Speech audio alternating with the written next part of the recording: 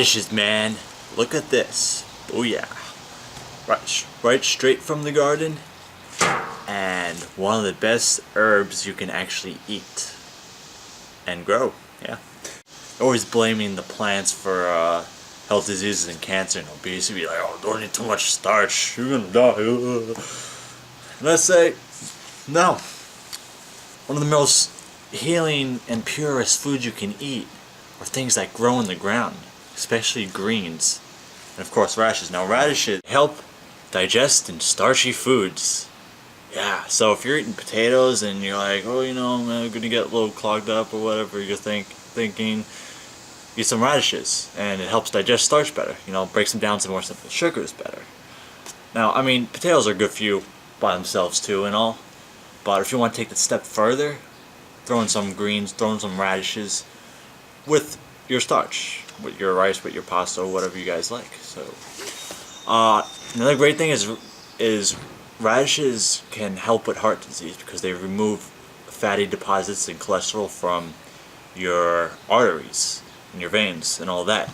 So if you're recovering from a heart attack and you want to remove or even thin your blood out a little bit, the fiber in radishes, it's like a sweeping system. It sweeps your digestive system clean, so it's good for digestion, breaking down starches, and it sweeps your blood clean.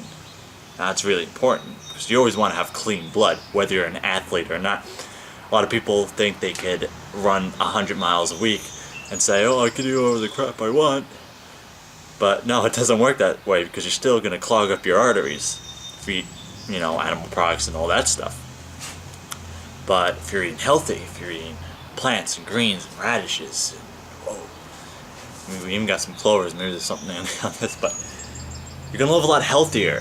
You're not going to clog your arteries up. You're not going to die. People run marathons and then just spontaneously collapsed and died because they probably knocked off a huge part of cholesterol or plaque in their arteries, and it just clogged up their heart, and then boom, they're dead. You know, running and exercise doesn't always solve everything. It's mostly diet, and then on top of that, a healthy exercise routine is what you need. Some remedies with radishes you can use to stop if you have a fever or coughing or cold. The actual chemicals and enzymes and nutrients in radishes suppress these symptoms, and they work really well with the body.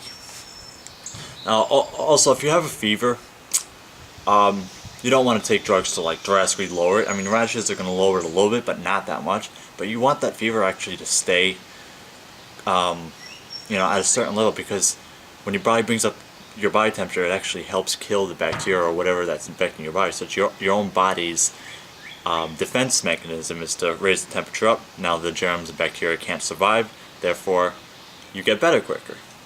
And I've learned that by experience for over the years, traditions and stuff from other cultures, and you know, it's worked for thousands of years. So that's my theory on that.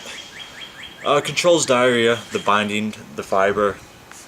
It you know, binds up your, you know, whatever stool you want to call it. Another thing is, since it also cleans the blood and purifies your blood, it also purifies and cleans out your kidneys and liver and your internal organs, which is great for eliminating toxins. The biggest thing is preventing gallstones and kidney stones. I mean, you know, they're actually little stones that form in your kidneys.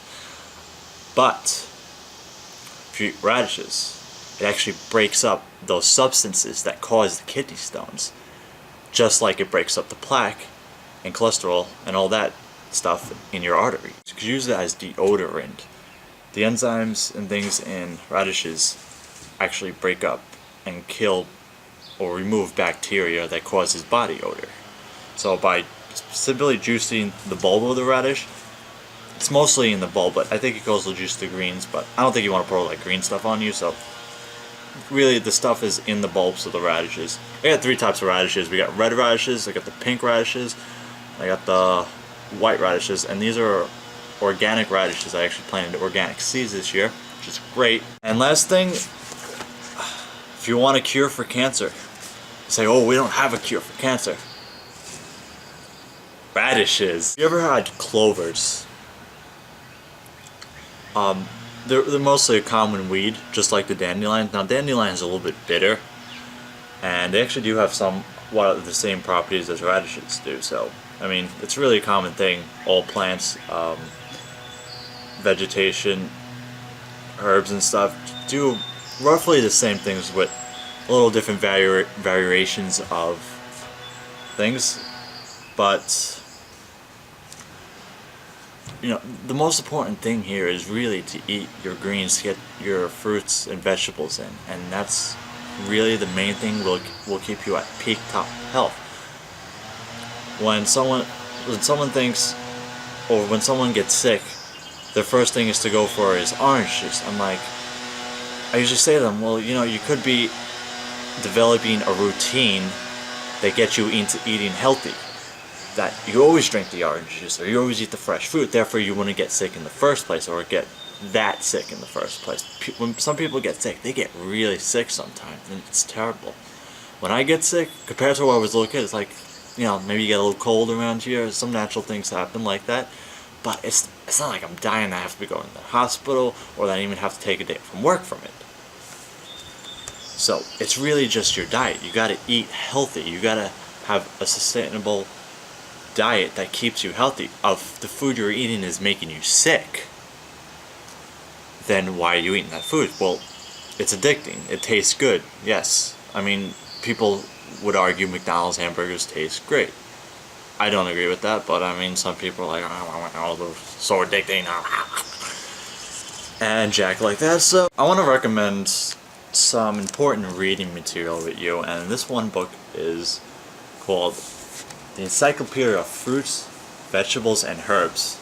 And there are many other books like this out in the library, and you could definitely read a lot about herbal medicine. The important thing is to do your research and understand what you're getting into before you jump into conclusions. I'm completely appalled by the ignorance in society today. It's just completely out there. People just simply don't know, and they trust everyone else to think for them because they don't want to think for themselves, so they can't think for themselves. So I'm here on YouTube today, and I really want you guys to take what I explained to you and use it in your own words and draw conclusions to things and do your own research. Because if you're not doing your research, if you're just blatantly listening to what other people say, you're really not going to get far. And the biggest thing about growing up and becoming a mature adult is thinking for yourself. Simple as that. So I'm going to end the video here, and I'm going to drink my water. I'm going to eat my radishes right here. And also, when you have your radishes, if it's a hot day and you're doing a lot of sweating, and I know me, I need to actually supplement with a little bit of salt, or else my electrolytes would, you know, run out. I get plenty of potassium from the bananas, but sodium is very, very important. So I got a little bit of sea salt right here. I got my radishes. I like to put the radish in the sea salt, and I like to eat it out, you know? And also, if you don't get all the dirt off your radishes, and if you're growing them yourself, completely organic, you're actually getting some vitamin B12 from the dirt and the soil. So root vegetables would naturally have the highest level of vitamin B12. So keep that in mind. As compared to conventional store-bought vegetables, if they're not organic, they're probably sprayed a lot. The land is over-farmed, so it's probably dead. Too much chemical fertilizers kills all the natural vitamins and the natural enzymes. B12 is actually a bacterium. So, if you're killing the bacterium with chemicals in your garden, then you're not going to get B12. But when you grow your own organic fruits and vegetables, the dirt has B12 in it, and if it's living with bugs and ants and worms, it's probably the healthiest thing out there for you. So, if you guys like this video, please subscribe, and always, thanks for watching.